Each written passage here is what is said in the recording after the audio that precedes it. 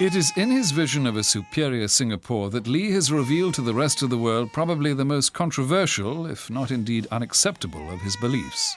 People, he maintains, are not supposed to be equal. The human being is an unequal creature. This is a fact. And we start off with a proposition.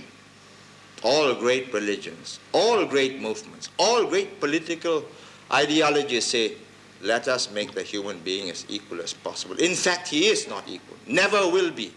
We had to lock up people without trial, whether they are communists, whether they are language chauvinists or religious extremists. If you don't do that, the country would be in ruins today. We allow American journalists in Singapore in order to report Singapore to their fellow countrymen. We allow their newspapers to sell in Singapore so that we can know what foreigners are reading about us.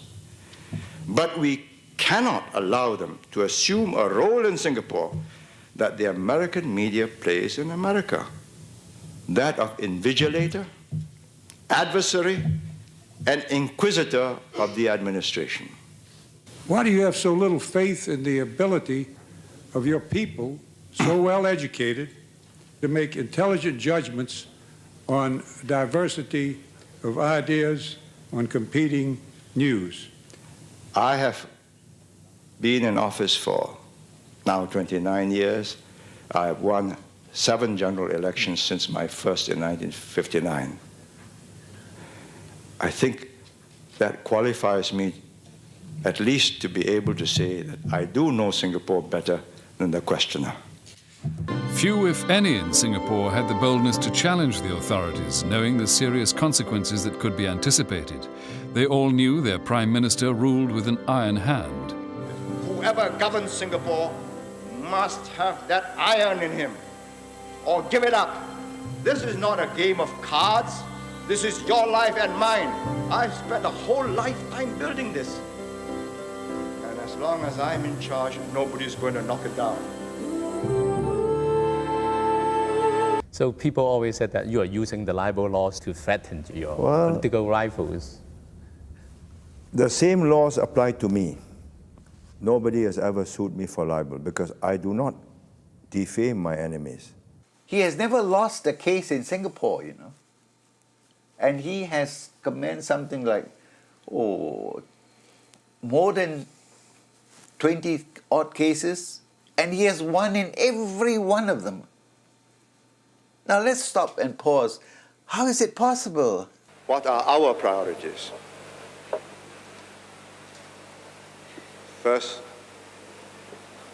the welfare, the survival of the people. Then, the democratic norms and processes, which from time to time we have to suspend. To Lee, public opinion polls are not worth a bean. His philosophy is that the nation's leaders should never dance to the public's tune. I ignore polling as a method of government. I think that shows a certain weakness of mind, an inability to chart a course. Whichever way the wind blows, whichever way the media encourages the people to go, you follow. You're not a leader. In America and Britain, or any other country that shares their principles of democracy and freedom, political leaders are constant subjects of caricature and satire, and most are wise enough not to take offense. But not in Singapore.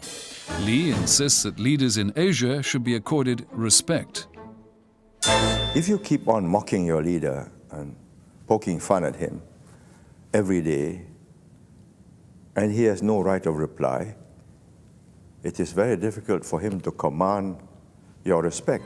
I say without the slightest remorse that we wouldn't be here, we would not have made the economic progress if we had not intervened on very personal matters.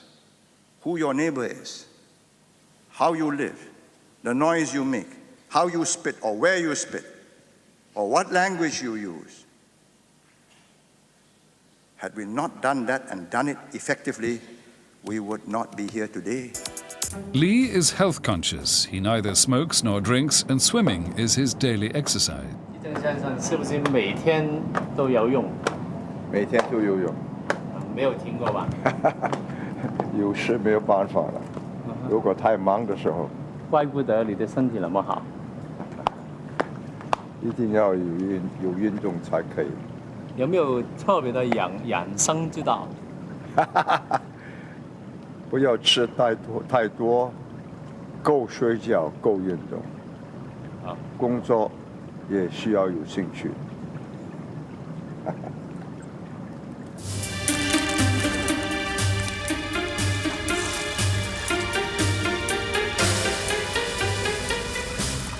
It was indeed the Lee who took cleanliness and health seriously, who set about transforming the unsightly Singapore of old into the Singapore that's known as the clean garden city of today. And even from my sick bed, even if you are going to lower me into the grave and I feel that something is going wrong, I'll get up.